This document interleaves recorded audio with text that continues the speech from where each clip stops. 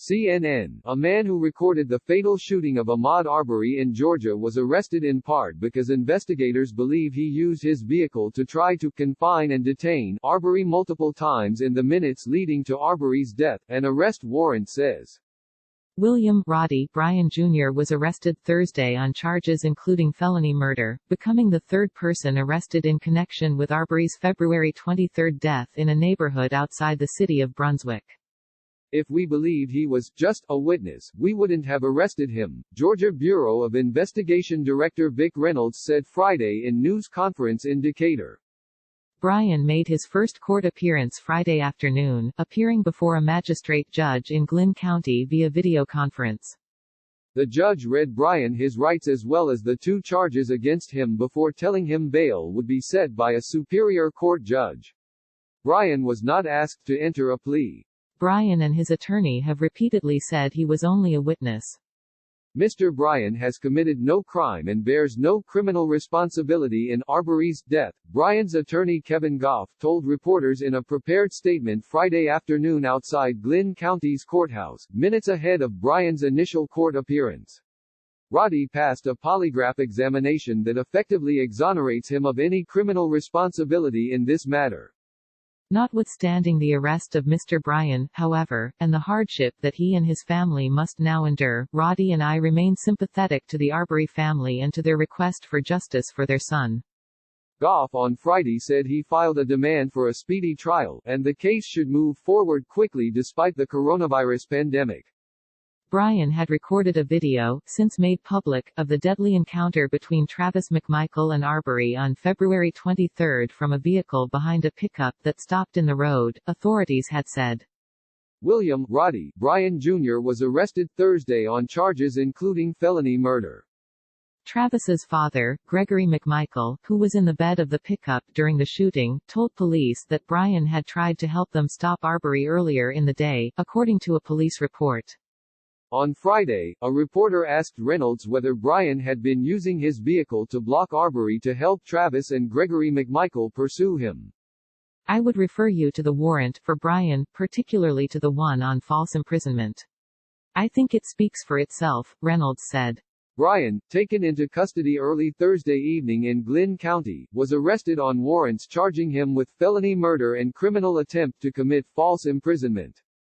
The accused Bryan did attempt to confine and detain Ahmaud Arbery without legal authority, by attempting to confine Arbery and utilizing his vehicle on multiple occasions between 1 p.m. and 1:20 p.m. with the intention of confining and detaining Arbery. The warrant dealing with false imprisonment reads: a person can be charged with felony murder in Georgia if he or she is alleged to have contributed to another's death, even unintentionally, while committing another felony.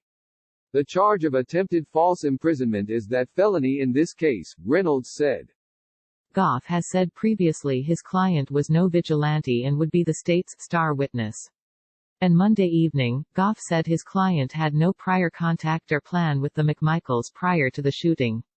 Speaking to CNN's Chris Cuomo on May 11, Bryan said he prays for the Arbery family every night. He said of the video, I hope that it, in the end, brings justice to the family and peace to the family. The attorneys representing members of the Arbery family said Thursday they were relieved by Bryan's arrest. We called for his arrest from the very beginning of this process, the family's attorneys S. Lee Merritt, Benjamin Crump, and L. Chris Stewart, said.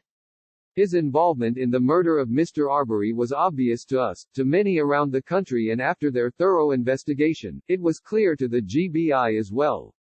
A number of pieces of video helped us get to this point, GBI director says. Investigators determined, probably sometime Wednesday, they had enough probable cause to charge Bryan, Reynolds said Friday. The GBI on Tuesday searched the home of Greg and Travis McMichael in Satya Shores, the neighborhood where Arbery was killed.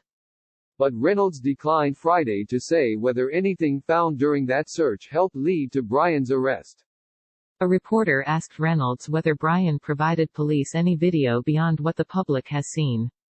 Suffice it to say there are a number of pieces of video that helped us get to this point, Reynolds said. Bryan's attorney has said client is innocent of wrongdoing. Bryan, 50, and his attorney have maintained that he is innocent of any wrongdoing. Goff told CNN last week that Bryan was working in his yard when he saw a person he did not know being chased by a vehicle he recognized from the neighborhood. The initial police report described his role in it, Merritt said. The idea that he was just a witness, recording the video, that's a recent invention. His role in this ambush was well documented in the original police report and is demonstrated by video. It's based on that video and probable cause why he is in custody, Crump told CNN's Don Lemon on Thursday. The GBI, which is conducting the investigation into Arbery's death, said Bryan was booked into the Glynn County Jail, where the McMichaels are being held on charges of murder and aggravated assault. The father and son's legal teams have said the full details of the case haven't made it into the public arena, and they've promised the truth will exonerate their clients. Video was recorded on Bryan's cell phone. The video Bryan recorded on his cell phone shows Arbery trying to run around the McMichaels' truck before turning sharply toward Travis McMichael and tussling over his shotgun. Arbery was shot 3 times and collapsed in the street. The 36-second video was not publicly released until more than 10 weeks after the killing and spurred calls for the McMichaels' arrests. It does not show what led up to the final moments of Arbery's life.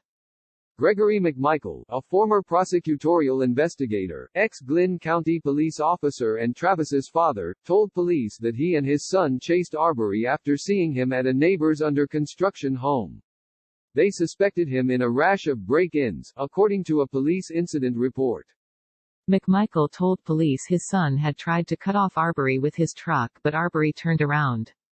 McMichael stated the unidentified male turned around and began running back the direction from which he came and Roddy attempted to block him in which was unsuccessful, the police report says. Arbery's family has said he was jogging through the neighborhood. Goff said earlier this month that Bryan had shown the video to police. On Monday, Goff said that Bryan had taken a polygraph test that confirmed he was not involved in the shooting. Close dialogue, the day's biggest stories in 10 minutes or less. Sign up and get access to videos and weekly student quizzes. Sign me up, no thanks. By subscribing you agree to our privacy policy. Bryan was unarmed at the time of the shooting and he did not have any conversation with Gregory or Travis McMichael before the shooting, Goff said, citing test results. Bryan took the test voluntarily, Goff told reporters.